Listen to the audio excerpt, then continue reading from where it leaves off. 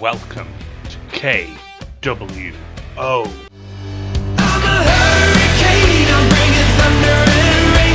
I'm a hurricane if you get in my way.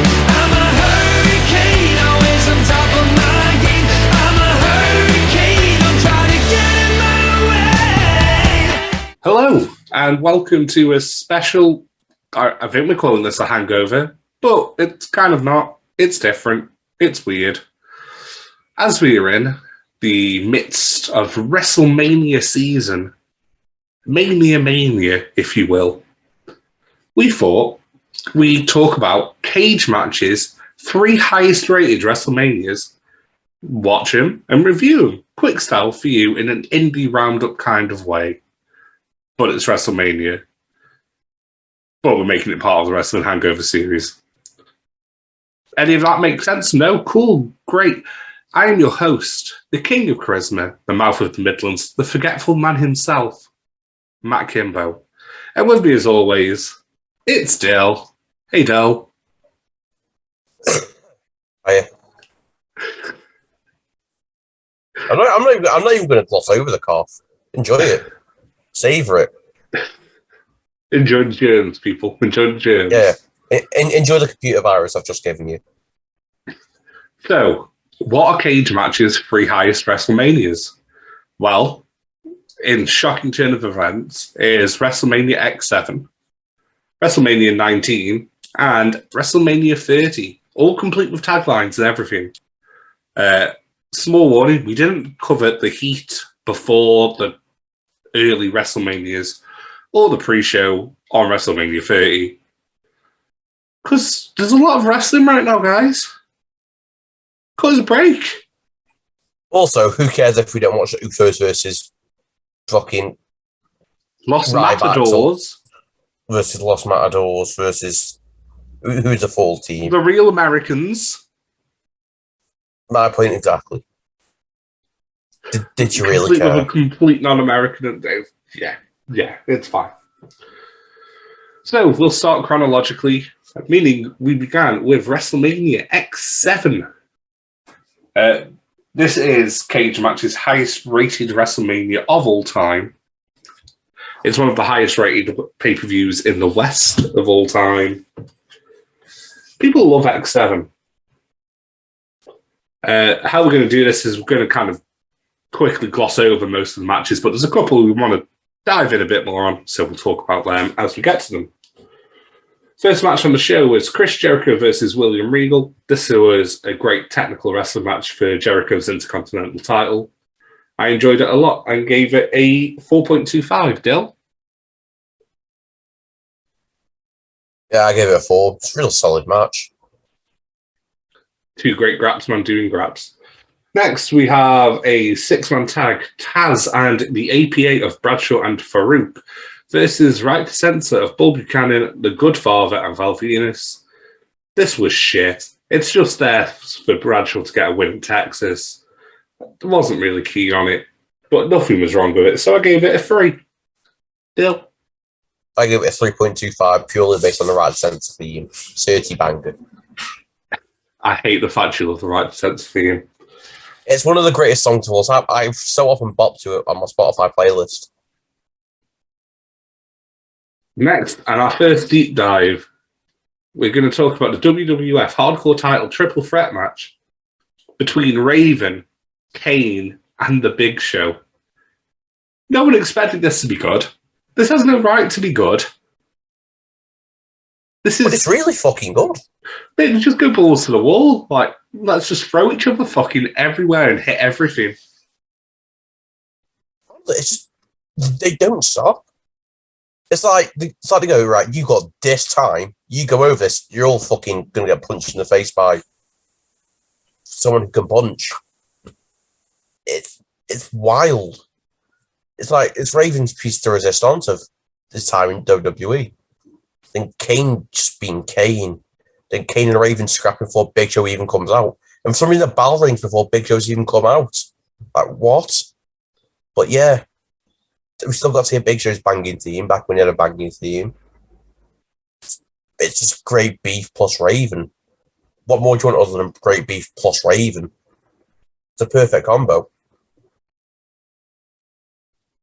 This is KWO internet hero Luke Owen's favorite WrestleMania match. I think it's just his favorite match of all time. Just his favorite match ever. And whereas we won't go that far for Mr. Luke Owen, it's real good. Like, it's just real.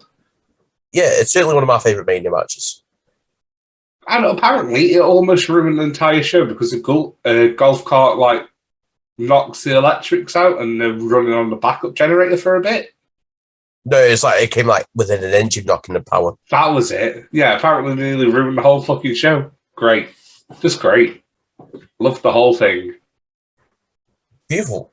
I don't know whenever Raven tells that story. He's just like, I just nearly ruined the greatest WrestleMania of all time. Yeah. Like, you can see they fucked it as well, like, because that golf bug is not meant to go there. Yeah, because he didn't notice there was a gap there. He thought he just bumped off the fence and keep going. Yeah. Because there was that bit down. Like, he didn't notice that. He just thought it'd be cool. It just, didn't pan out as planned. And when you've got a cane on your fucking back whilst you're driving a golf car, I don't imagine it's easy. Because this is proper Beef Boy cane as well. Oh, yeah. This is Hench cane. Kane and Big Show are fucking huge. Like, I don't think Raven's a particularly small guy, but Jesus Christ. We'll rate this. I give it a 4.25. I gave it a 4.5. I loved every second of it. Oh, mate, it's just great. Next is Eddie Guerrero versus Test. I thought this was one of Test's better WWE matches, but it's not one of Eddie Guerrero's. I gave it a 4. I think it's pretty good. Go.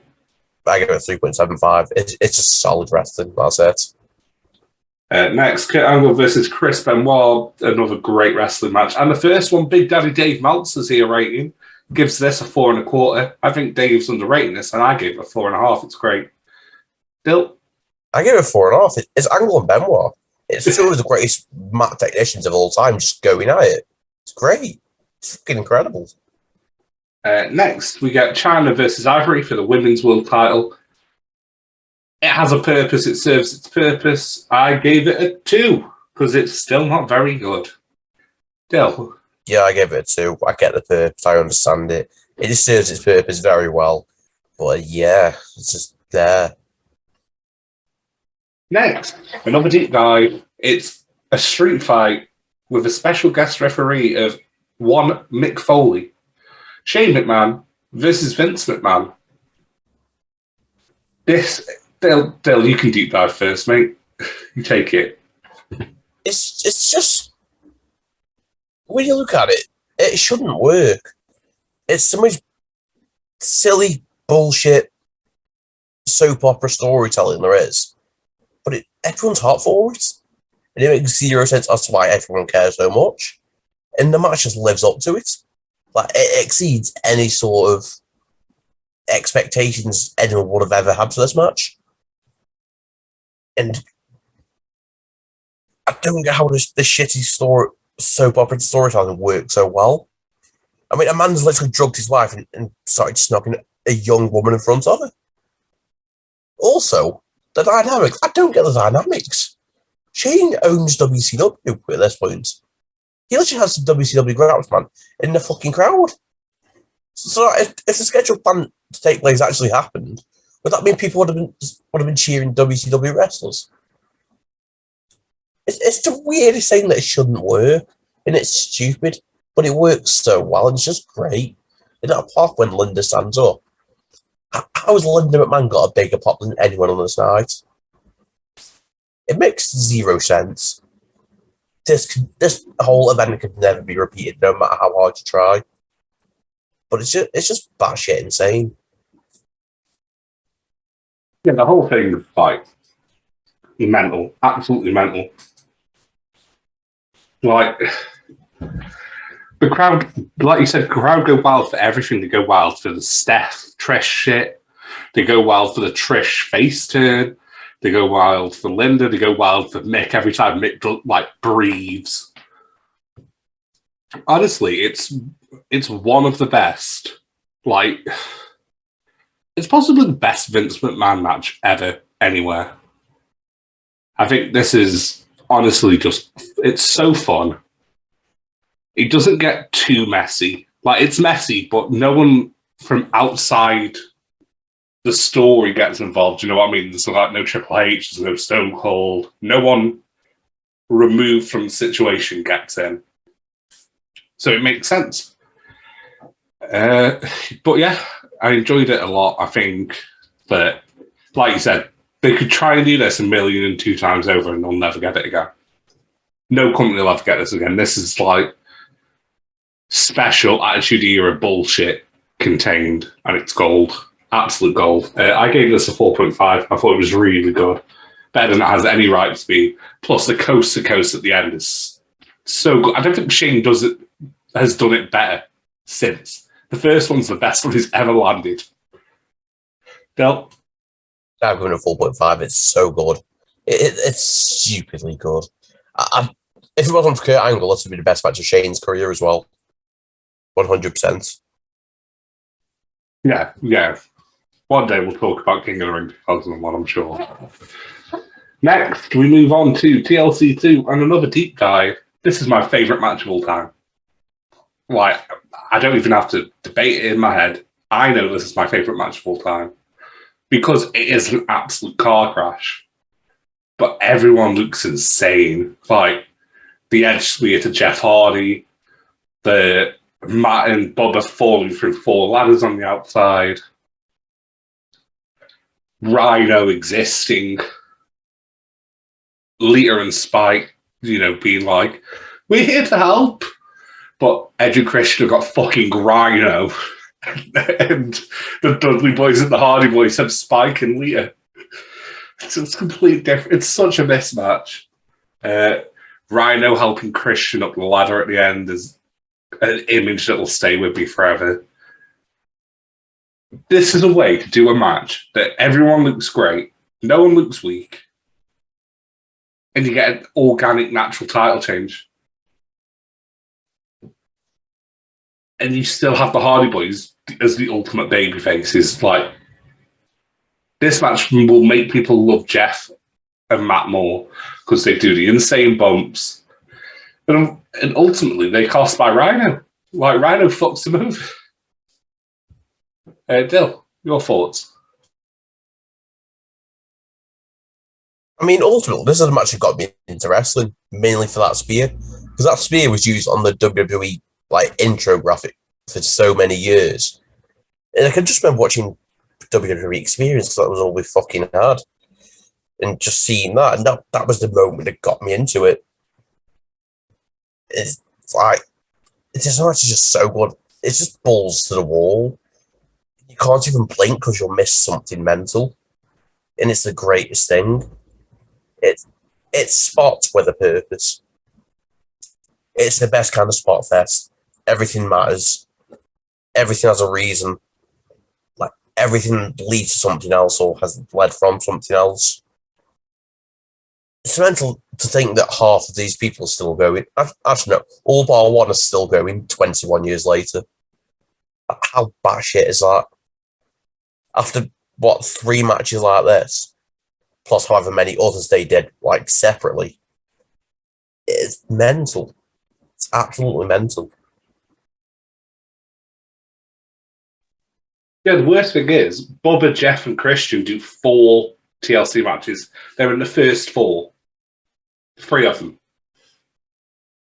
Devon, Edge, and Matt are like, nah, mate, we're out. No more. 3's enough. Whereas Christian, Bubba, and Jeff are like, yeah, we'll keep going. No problem. Another one? Yeah, arguably. Christian's always content just one out of tag teams. They were arguably the 3 best actual, wrestlers out of the teams as well. Yeah. And still arguably are. And still going. 100%. The Hardys and the Dudleys. I know Matt Hardy has his fans, but the Hardys and the Dudleys are all about Bubba and Jeff. Devon and Matt are excellent hype men to get Jeff and Bubba to where they need to be. Edge and Christian are possibly the most 50-50 tag team I think I've ever seen. Yeah, because they're a lot harder to call. Because in actual wrestler, Christian's better. In WWF, Edge is the best wrestler. Don't get me wrong. But that's because they never saw any value in Christian. Everywhere else Christian's been, he's obviously been shown value. So, yeah, I think if you're just touching pure wrestling, Christian's better. But in terms of everything else, Edge succeeds everything else. Yeah, Edge's got a better look. He's arguably a better promo. I think that's pretty contentious. I don't think there's an argument, to be honest. People love Christian promos. Yeah, I love Christian promos, but I think Edge promos were different. Gravy. Oh, yeah. I think Edge is just now, a level above. Edge promos are excellent. Even when he retired, he's still come back for the odd promo and smash it. Yeah, the only one where, like, arguably the best wrestler isn't the best promo is the Hardys, because I don't think Jeff's ever been a good promo in his life. No, unless it's in the right story, he doesn't cut good promo. Yeah. Everything has to build for the Jeff promo to work, whereas Matt's a very good talker. He's got a lot more range to him as well. Yeah, a lot more range. Whereas Jeff's just a phenomenal athlete. Anyway, ratings. 5 stars. Perfect. Absolutely perfect. There is no flaw in this match. 0 flaws. If you say the interference is a flaw, you're drunk. Go home. Done. 4.75. It's so close to that 5. But it's just, it's so close. Big Daddy Dave agrees with you and gave it a 4.75. Next is the Gimmick Battle Royal. We're not deep diving this shit. It was wank. I gave it a 1 star, and Dill doesn't rate Battle Royals. I nearly rated it for Sheiky Baby. Just for Sheiky Baby. Just for Sheiky Baby. That's fair. Next is Taker v Triple H, the match we almost reviewed. This only got 3.5 stars from Big Daddy Dave. I thought this is one of Triple H's best Mania matches. I thought this was great. I gave it a 4.75. I thought it was really, really good. Go. I gave it a 4.25. Mike Kyoda died. He was legitimately dead. He didn't move a muscle for half an hour. Honestly, they should have just made it a no. I guess they didn't make it a no DQ match because they already had the hardcore match in the street fight, but just make it a no DQ match, then they could have done all the crazy shit and not have to worry. Also, why the fuck did he send another ref down? Usually, whenever a ref, like... For that level of time, yeah. Yeah, usually whenever a ref, like, hurts himself, like, slightly, gets, like, caught on his finger or something, new ref straight down. This time, no, Mike Code is legitimately dead. Like, we're scared for his actual life. And this one doesn't get sent out to even check on him. Do they just get a camera on to check his pulse and that's it? He's still breathing, it's fine. We'll just wait. He'll get back up. It's fine, he's breathing, it's right. Just let it happen. God. Sometimes WWE books to like cut off their own face. It's just that bad, it's actually funny. I can't remember anything else from the match other than Mike Yoda being dead. The fact Undertaker just beat him up to make him dead. Just casually beat him up. Oh, well. After, yeah, it's already a ref down spot. But Undertaker just beats him up for making a slow count because he's hurt. Like, you're slow. I'll go drop. You'll take it. One last thing before we move on. One thing I didn't like, you know, the choke slam from the scaffolding to the floor. Oh God, it wasn't to the floor. That was blood and guts levels of bad. Yeah, I wanted to call attention to it because I buried blood and guts, but I'm like, oh Jesus! Like that last camera angle showed they did so well of hiding it. And then they showed one and you literally saw all the padding. Yeah. There was basically like a fucking duvet under there. So bad. We'll move on to the main event and the final match we'll talk about X7. Rock versus Austin. This is the second match in the Mania trilogy. And widely regarded as the best match. So I'll let Dill take it first. I mean, yeah, I'm a big fan of this match. It's like, it's the way there's just always something going on. It's like, there's no dead moments. Because in fact, the one moment thing started to die down a bit in the ring. Vince came out. then you're into like, oh shit. So even when, it's a bit starting to die down, it instantly gets pushed up to a new level. Like, they worked this match so well. They structured it so well. And I love how they didn't have the shock turn, then the win immediately after. They kept it going, and they kept Rock fighting. So it allowed more time for everything to sink in. It allowed for Austin's desperation to show. In this is the only video package you'll ever watch because it's amazing. It's like this carries on the story from that video package of where Austin's that desperate for the title, but The Rock's just got to keep fighting. But Austin doesn't care what it takes to beat Rock. It's such a well-told story in ring.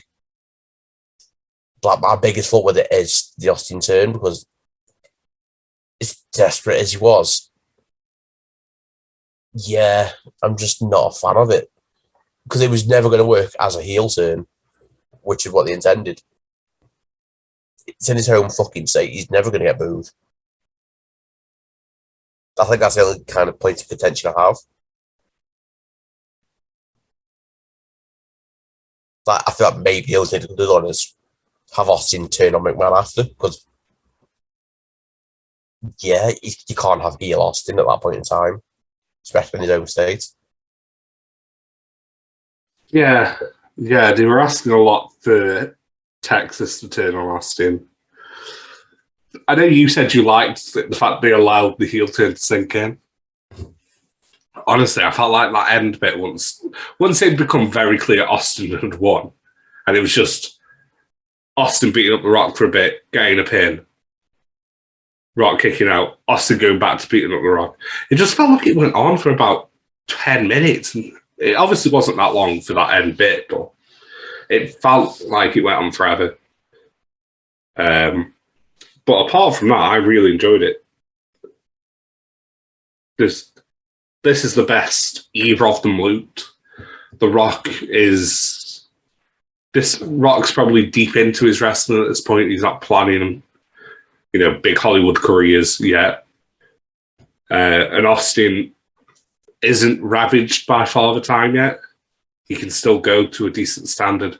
Every move looks smoothly executed. It all looks great. I have literally no negatives about this match apart from I don't overly like the end little segment, and the heel turn could have been planned better. Because ultimately, Austin's thing's always been Austin is in business for Austin. So it never felt like a heel turn. It felt like, of course I'm beating up Vince. Austin's in business for Austin. Yeah. Apart from that, it's great. It's excellent. Absolutely excellent match. We'll move on to ratings. Big Daddy Dave gave this 4.5. I also gave it 4.5. I thought it's great. Del? That's a hat trick. I gave it 4.5. Oh, beautiful. And finally, for a show as a whole, I gave it a 4.75. It's nearly perfect. I have 2 real negatives from the whole show. The rest of it's great. Things that I don't overly like, it's just little niggles. It's well paced. It feels like it builds up to the crescendo of, Austin Rock really well. The gimmick battle royale's I hate the match, but it's an excellently placed match for the crowd to recover following TLC 2, where it would have been going crazy before moving into the final 2 matches. Just really smartly done overall. Yeah. Yeah, I think it's lower for me because I'm purely because of my age. I get more of a 4.25. It's a show which it's excellent, but because everything on it is fine, with the exception of the Battle Royal and the women's title match. Everything is at very least fine. My issue is I'm too young for it. I'm too young to have any investment in it. That's my biggest problem. Very fair. And we will move on to WrestleMania 19. Another one that Dill will not remember because Dill is Dill. Yeah, I was legitimately 2 years old. You were legitimately 2 years old. But yeah, same again. We're just going to talk through the card for a couple of deep dives. Starting with, we opened with the WWE Cruiserweight title match, Matt Hardy version 1.0 with Shannon Moore versus Rey Mysterio. It's fine. I don't overly like shenanigans. I gave it a 3.5. Del. I gave it a 4 mainly for who's like jumping out of the sky. Like EY Mysterio. Here we go. Next, we move on to the first deep dive and a real low point in Undertaker's undefeated WrestleMania streak. The Undertaker versus the A-Train and The Big Show. Dale, you can go first. I'm just saying technically Undertaker should have lost this match. Because this match was originally supposed to be a tag team match. But then Nathan Jones got beaten up on the heat beforehand. And when the entrances were being made, it was announced as a handicap match, as now being a handicap match. So when Nathan Jones came out during the match, it should have been a DQ. Undertaker lost the streak at Mania 19. I'm just saying. That's all I have to say. It's the only reason I wanted to talk about this match.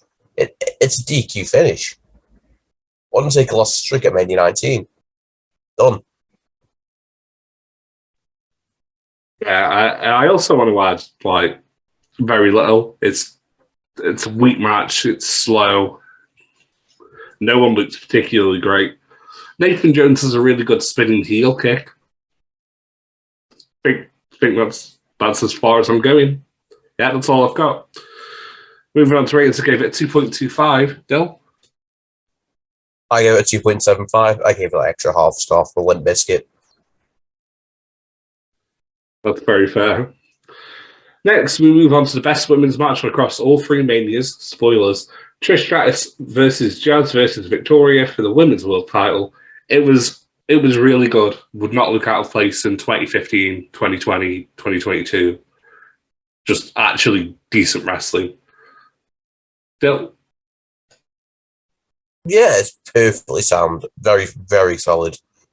Much better than I expect from 2003 WWE women, given how they presented their women at the time. Get 3.75. I also gave it a 3.75. Next, another triple threat. The world's greatest tag team versus Los Guerreros versus Rhino and Benoit. Technically, the world's greatest tag team, but Team Angle at this point, not the world's greatest tag team. You know who I mean. I thought this was great. Rhino looked like an absolute machine. 4. Bill? Real good match. Real good, solid tag team wrestling. Great end to the match as well. When everything just goes balls to the wall, then finish. Great. I give it a 3.75. Next is Shawn Michaels versus Chris Jericho. This is for a random match in the mid-card of a WrestleMania. This has no right to be as good as it is, but with the talent involved, of course, it's as good as it is. English. Guys have just got incredible chemistry together. Heel Jericho is best Jericho. Not really much more we're going to say on this because it's not a deep dive match. But Big Daddy Dave gave it 4.25, and I gave it 4.5. Dale? I give it 4.25. I don't think it's as good as people make it out to be. Like, it's really fine. I just don't. I find a lot of people overhype it.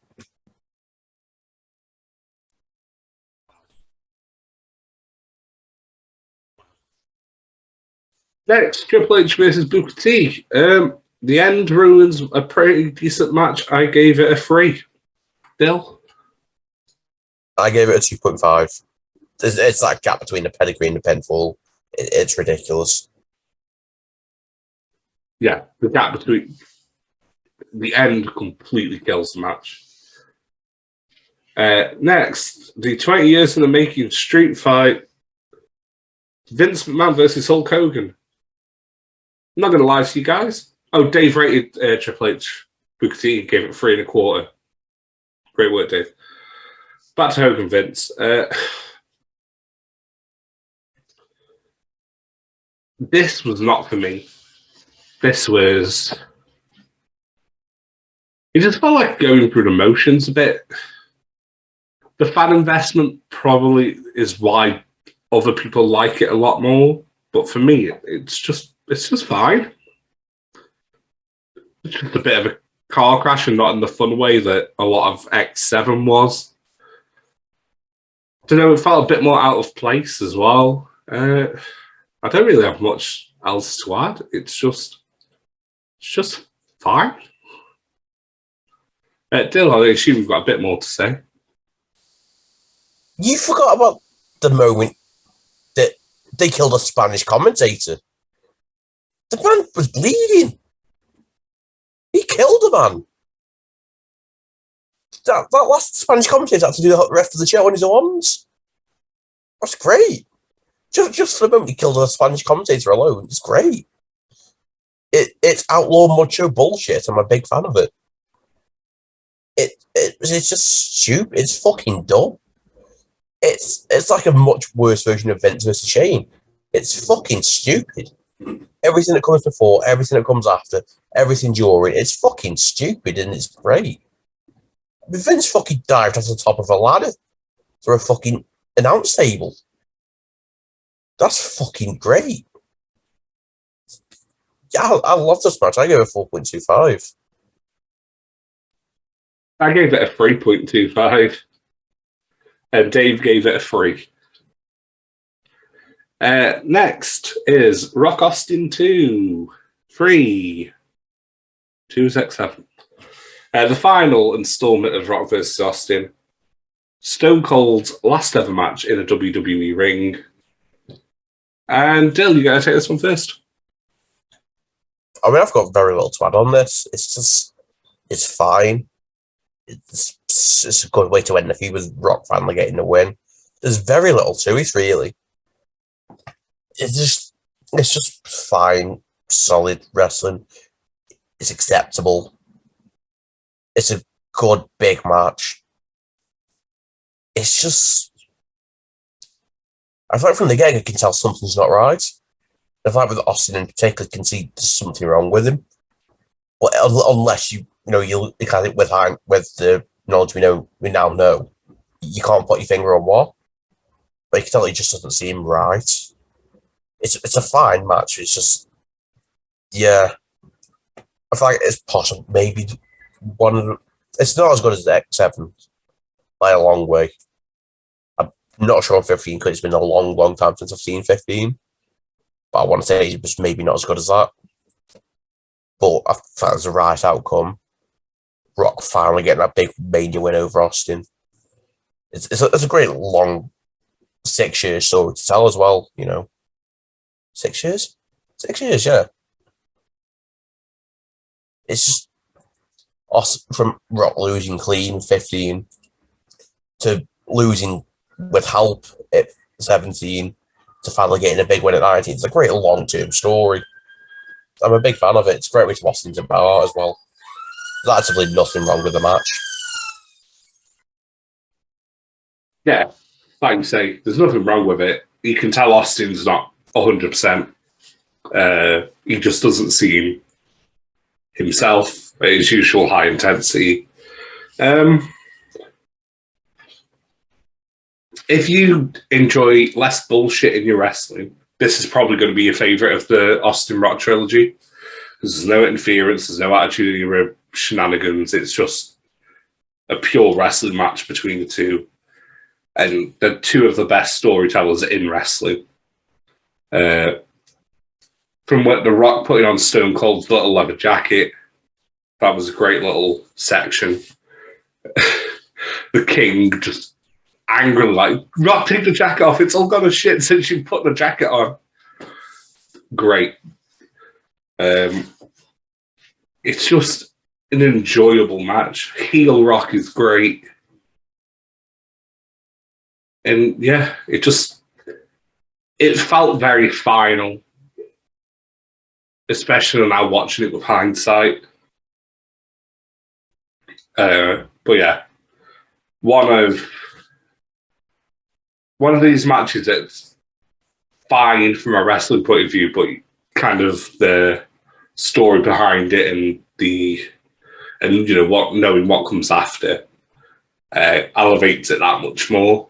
Big Daddy Dave gave it a 4-star. I gave it a 4.25. I thought it was really good. Bill? I gave it an upper 3.75. And we move on to Big Bad Brock Lesnar versus Kurt Angle for the WWE Heavyweight title match. Oh boy! So, this match is famous for the shooting star press. We'll get to the shooting star press. But until the shooting star press, it's actually a really good technical wrestling match. Angle and Lesnar both, lean into their backgrounds in amateur wrestling. There's a lot of stretches, a lot of grapples. They don't really strike, which Lesnar makes a bigger part of his arsenal later on, but isn't really doing that much kind of around this era. Kick out to the Olympic slam, kick out to the F5. Great. Then you get to the shooting star press. And I maintain, if this hits, if he hits it right, it's still an all-time great Mania moment. Because the guy the size of Lesnar doing the shooting star press is insane. Especially under the lights of Mania. The fact he doesn't hit it makes me a little sad, but also makes me, chuckle a little bit because I know he's fine. And the fact that, despite being concussed, he finished the match perfectly fine. You can see, after he's dazed as fuck and doesn't know what's going on, but the fact he got to that point showed a lot. I enjoyed this a lot. Two consummate professionals point out a real banging match. Bill? It's just really, really great wrestling, isn't it? It's like, this would be very good wrestling from a 2022 point of view. It's just really, really good. And there's actively nothing that's not great in it. It's just intense and it's just hard hitting. The fact I'm pretty sure Angle did this with a broken freaking neck as well.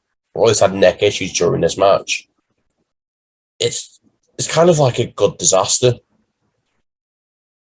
It's just really, really good. But I think this is actually the first time I've watched it in full.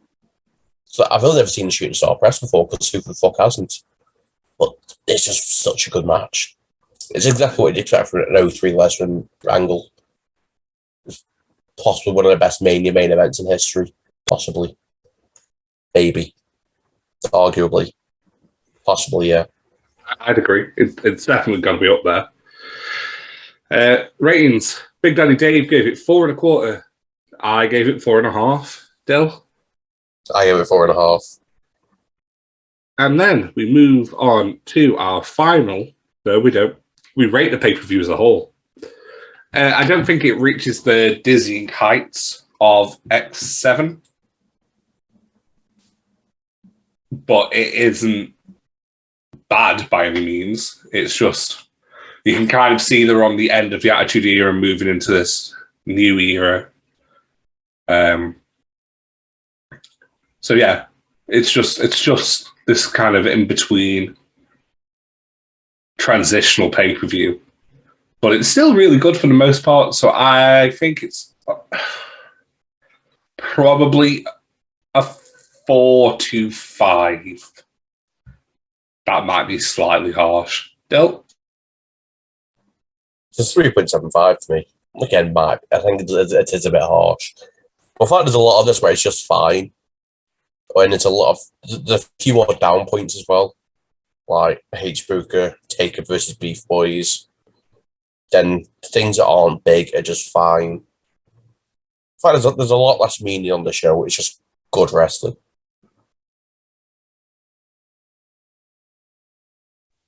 Yeah, absolutely. I see your point. You've obviously not got the same history as well with it. I was following wrestling around this point, like you've said you were too. So you were not. I feel like I've not long gotten into it by this point. maybe I can just confirm before. to you at the age of 2 you were not into it yet. Okay. I wasn't far off then. No, you're about a year or two away. Mum did not enjoy the fact we watched it around you. I can always remember Kane and RVD. I was always a big fan of that. So yeah, it would have been around this time. So, Yeah. It was around 2003. I can always remember Kane and RVD. But we move on to WrestleMania 30. Good times rolling. And we move straight in to a deep dive. Daniel Bryan versus Triple H. Winner joins the main event. This shouldn't be this good. This shouldn't be good. Triple H is what, in his 50s at this point? Very late 40s at the earliest. But it's good. Triple H shows he can still hang with the young Graps boys of today. Daniel Bryan smashes it. This is a champion underdog performance.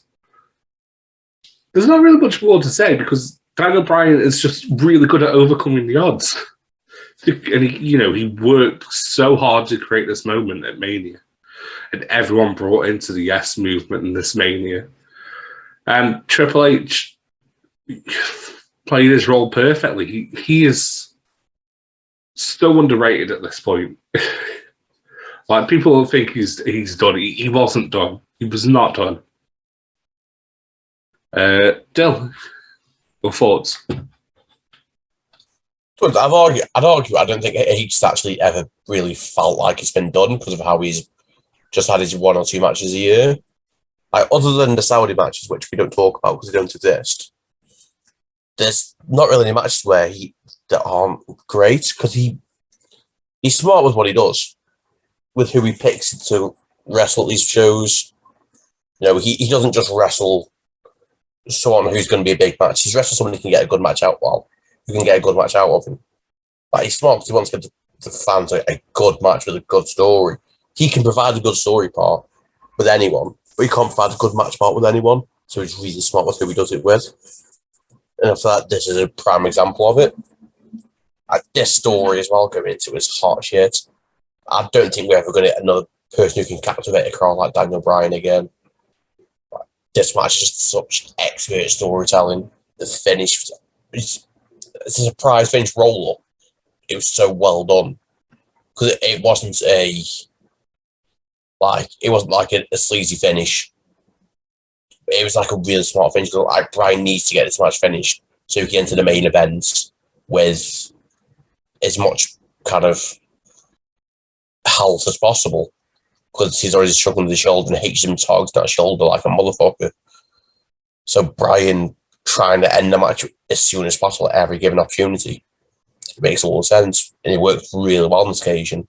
It's a really good match. Move on to rating it. I give it a 4.5. Better than it has any right to be. Big Daddy Dave gave it 4.25. Dill? 4.5. I'm glad I didn't watch the intro to the show because this match started 35 minutes into the show. Oh, mate, once you told me that, I just skipped the whole beginning shit. I just went straight to H's entrance.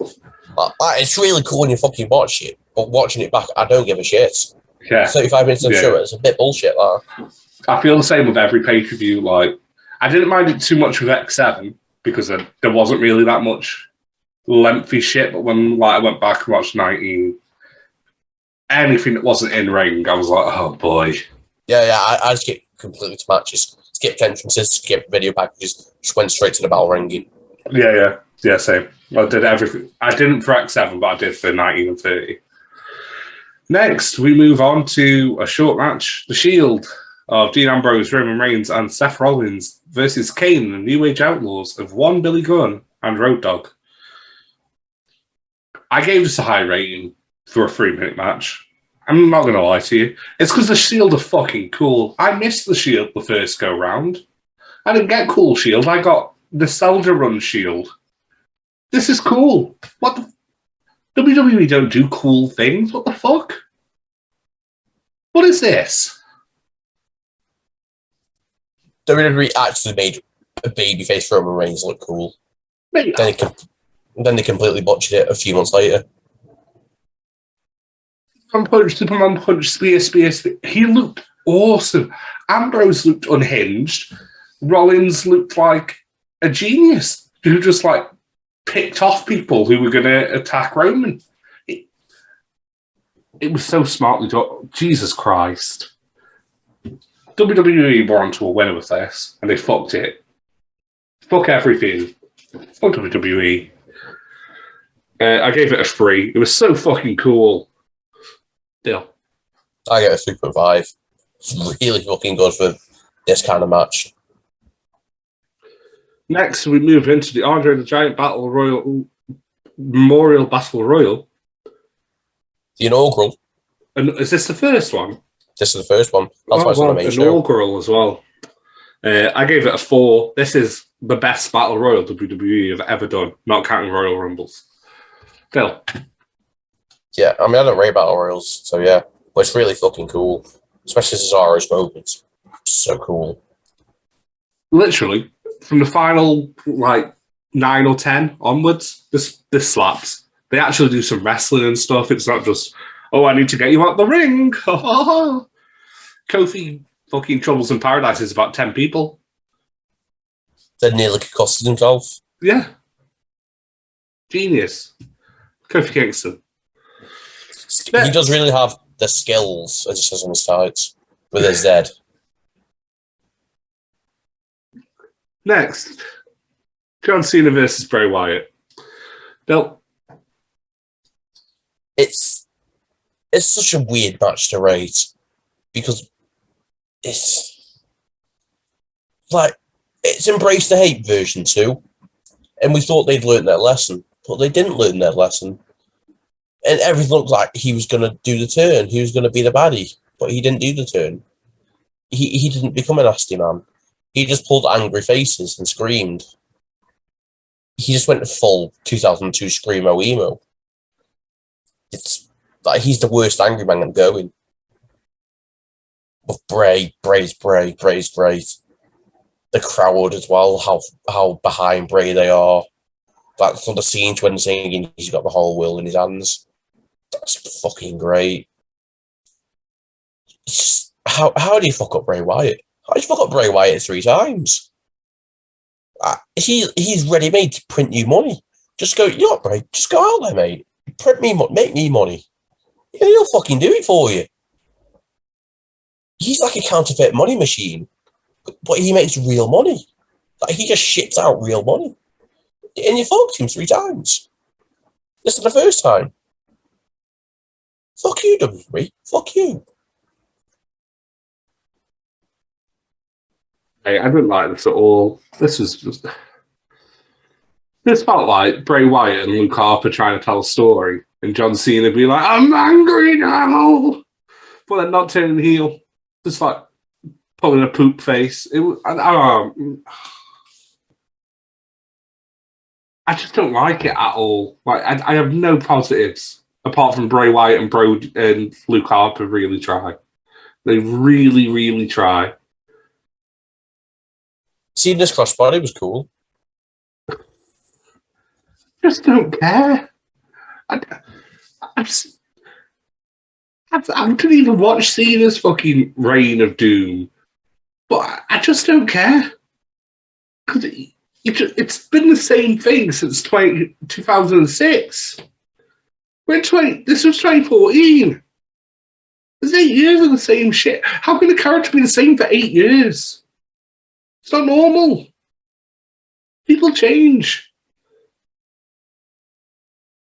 No other character in the history of wrestling has been the exact same person for 8 fucking years. Not even Hogan was that bad. Correction, it's been longer than 8 years, mate. It's been about 16 years. What, for Cena? Yeah, but he's been exactly the same since 2006. What? I mean, yeah, that's. But I'm saying at this point it was 8 years. The fact it's longer now. Yeah, he's still exactly the same. Like, how can you not change in such a long period of time? Someone somewhere has to go, right, we need to mix up a little. No. He's not even your top merch. He's not even close to your top merch seller anymore. Not even in the top 5. Why is he still a face when he comes back? Why is he not arrogant Big Match John? Here to save the day and take titles. La la la la. No. He's still, I'm John Cena. Hustle, loyalty, respect. Herpa derpa derp. Shit. Wank. Poop. Hate it. I gave it a 2.5. Dave liked it more than me. He gave it a 3.5. Dill. I rated this on a scale. I gave this anywhere between 3.5 and 4.25. I feel like there's a lot of moments in this match that were fucking great. I don't hate it as much as you do, but I feel like there's actually good moments in this match. But it's just, yeah, they fucked it with Angry Cena doing his shouty face. Fucking poop face. Oh, doesn't even get better. Doesn't even get better. It's Taker versus Lesnar. Oh, I've got to take this one. I like this one more than most people because I can see what they tried to do. They wanted an MMA style Taker Lesnar match. And it's just a bit slow and a bit plodding. And then Taker gets fucked. And it becomes even more slow and plodding. Then towards the end, they get a really cool segment where Taker gets a couple of Hell's Gates in, a tombstone, and Lesnar gets a couple of F5s. That little segment, self-contained, was really good, but everything around it is absolute hot trash. I get why Taker wouldn't just stop after this match. It's not good enough to end. I get it. But the issue with Taker not stopping after this match is his body's just going to keep deteriorating and get worse. So, to find someone else who's going to give him that farewell he wants is going to just get more and more difficult. So I feel like he sent himself on a vicious streak here. The weirdest thing is, like, he had this match. This was like his first stinker match, in a long time. Then he had another not great one with Bray, but that's because Bray was injured. Like, he'd injured stuff like days before. But then, after the Bray match, he went on and had a banging feud with Lesnar. Like, around the summer of that year. He had like 2 or 3 banging matches. Well, then he just went straight back to being a bit not as good. Maybe that's because he was giving Roman at the next Mania. And it was the wrong Roman, and he's putting him in a fucking vent. There's a lot of things that just didn't work out. But they should have given him Styles at that Mania, I think. Right. It's just give him like one last good match. I just don't know. It's sad. It's sad to see what he had to go into. And it's lucky he saved himself with the Boneyard match and got the good farewell.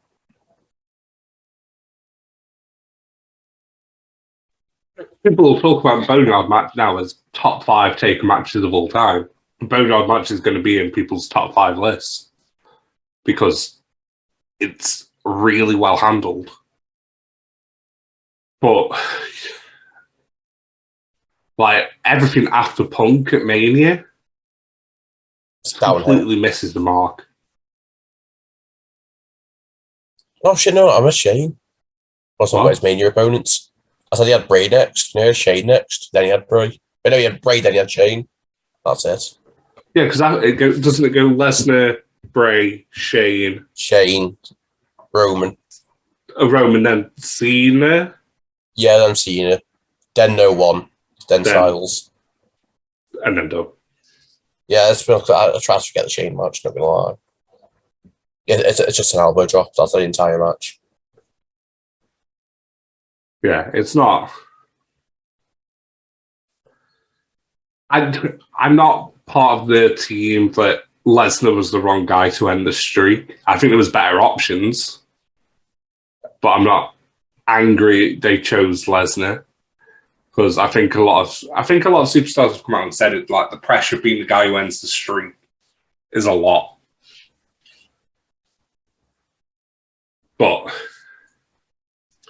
man, they should have given it Punk. I don't think they should have given it Punk. I think they should have given it a member of the Shield or Bray. Bray would have made a lot of sense. Yeah, it's like swap them. I think you've got to be around. careful with giving it a member of the Shield. Obviously, we saw what happened with Roman.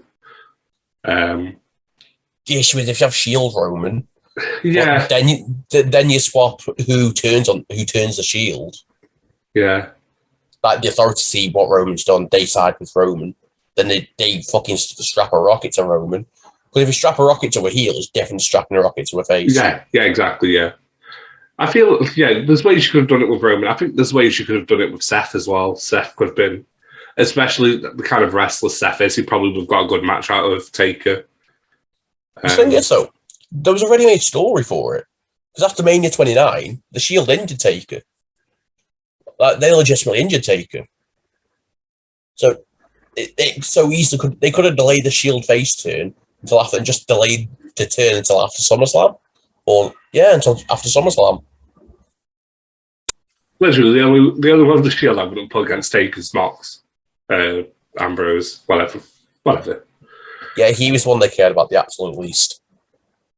It's not even because they care about him the least. I just think stylistically a him v Taker match isn't interesting. Do you know what I mean? Plus, they didn't care about him. So he wasn't flashy enough for him to care. He had a unique promo style. He wasn't beef. Yeah, I mean, he's a big boy. Like, even when he's lined up with Seth and Roman, he looks like a big guy. They've just tried to make him look small to make Roman look bigger. But yeah, I think in hindsight, I'd have liked to have seen a Taker versus Seth match. Because I think it would have gone well. But hey ho. Ratings, I gave it a 3.5 because I don't think it's actually that bad. It's just not good. Phil? I gave it 2.5. I think it's actively awful.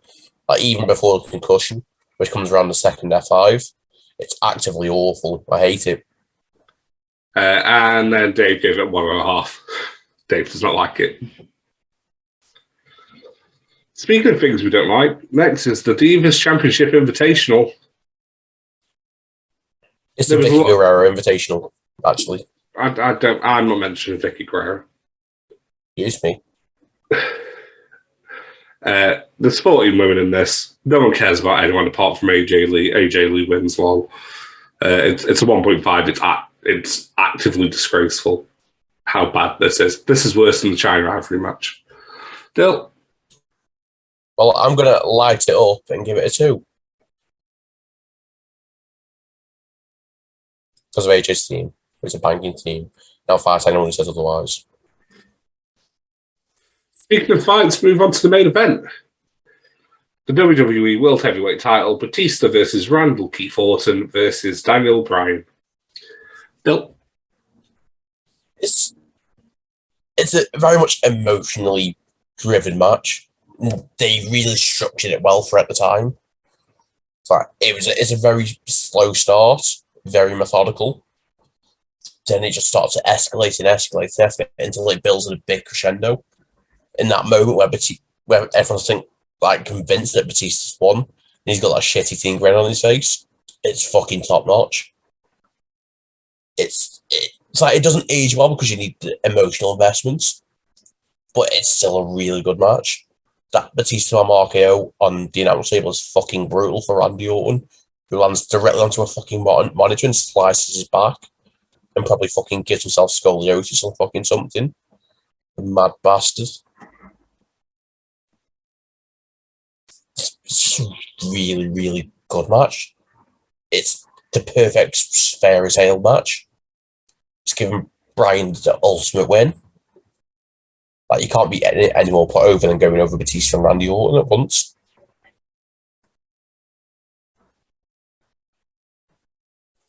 Yeah, my ratings of this match has changed 3 times since I finished watching this match. And I only finished watching it about 10 o'clock this morning. So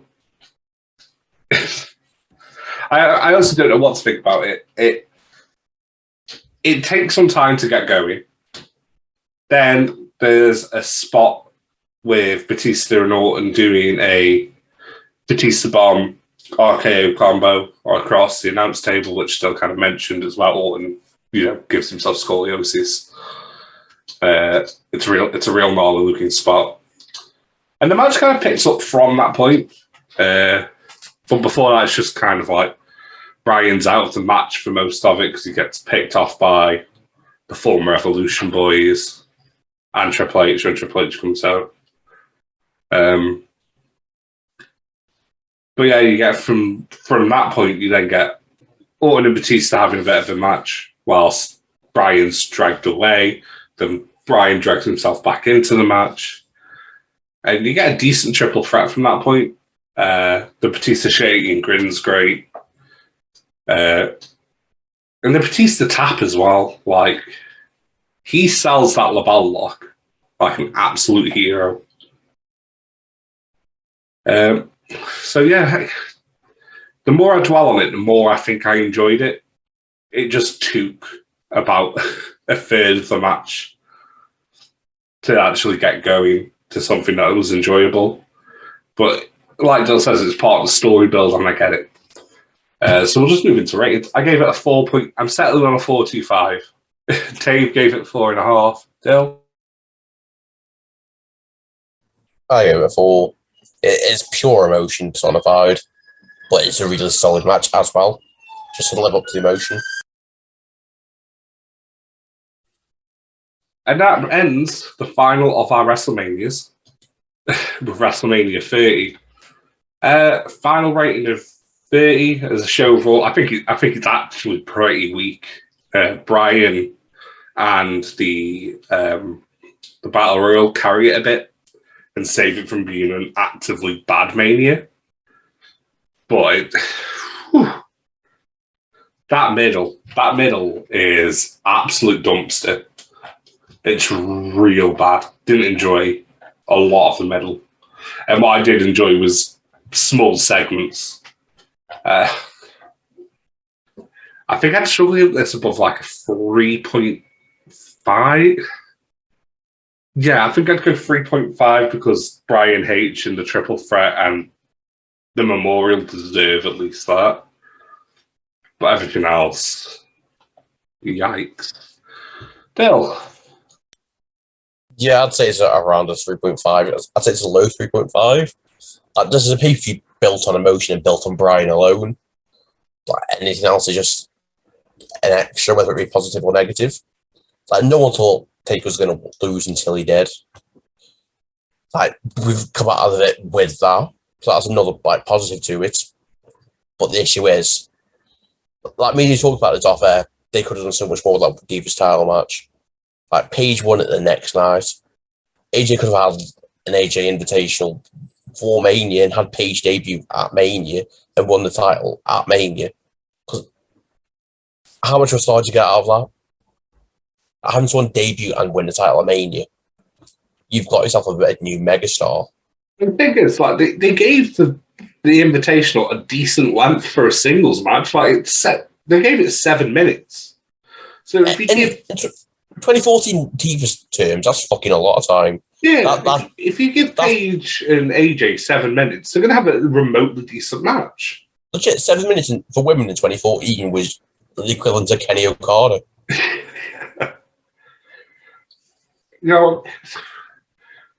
It's just weird that these multi-man matches combined get about 20 minutes. No singles match on the show goes less than 23 minutes. It's insane. Absolutely insane. To be fair, there are only like 2 singles matches. I'm sorry, I'm including the triple threat in there as well. Okay, I mean, still 3. No, Dylan's 4. What's 4? Oh shit, Bray Cena. Yeah. Shortest singles match from the show is 22:27. Cena versus Wyatt. Longest is H versus Bryan, because of course it's H. Yeah. So if you added entrance into that, that's an extra half hour. Yeah, very true. I mean, you add you had the entrances for the triple threat as well. It's going to get close to half hour because Rev Pro pretty much do the whole of voices. Rev Pro. Yeah, Rev Pro. Do you mean Rev Theory? Yeah, that's what I meant, though. You know who I meant? Why did you have to call it out? I'm not fully aware who you meant, but I'll have to clear it on your mistakes. You just called a musical band by a wrestling company's name. I mean, I don't know if any of them are going to be offended, but Everyone will listen to that slip. It'll be great for them. Everyone will love it. I'm not sure about that,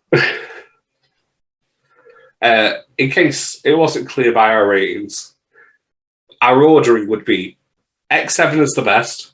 Everyone should watch X7 at least once in their lives. It's almost a perfect pay-per-view.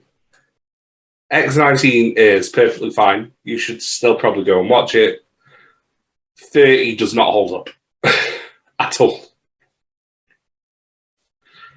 30 is 100% driven by the Yes movement. And as the Yes movement is kind of no longer a thing, it's kind of struggling. Do you think that's fair, Bill? Oh, 100%. It's a perfect kind of like visual example of how the quality in WWE has decreased. Yeah, 100%, yeah. So, that's the end of Mania Magic, I guess. Mania Roundup. Mania Roundup. If you enjoyed that and you want to listen to more, our Wrestlemania show's like 3 weeks away at this point. Yeah. And we've got content lined up every weekend until then. Yeah. Because we're mad and crazy people. We just hate our bank accounts, evidently. I mean, so what's coming next, I hear you ask? Next is Indie Roundup next weekend as we cover House of Glory, Warrior Wrestling, and back to the Crazy Boys at GCW. Following that, we have a special secret show that we're not talking about in case something falls through. Then we have Mania.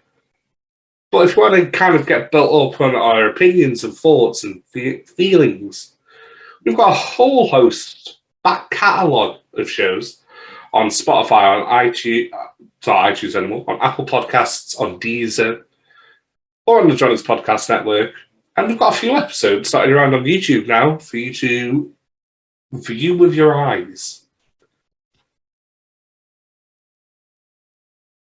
However, without further ado, I've been your host, the king of charisma, the coftrosity himself, Matt Kimbo. And with me as always has been... It's a twat. Bill. And we will see you next week for Indie Roundup. Sayonara. Goodbye.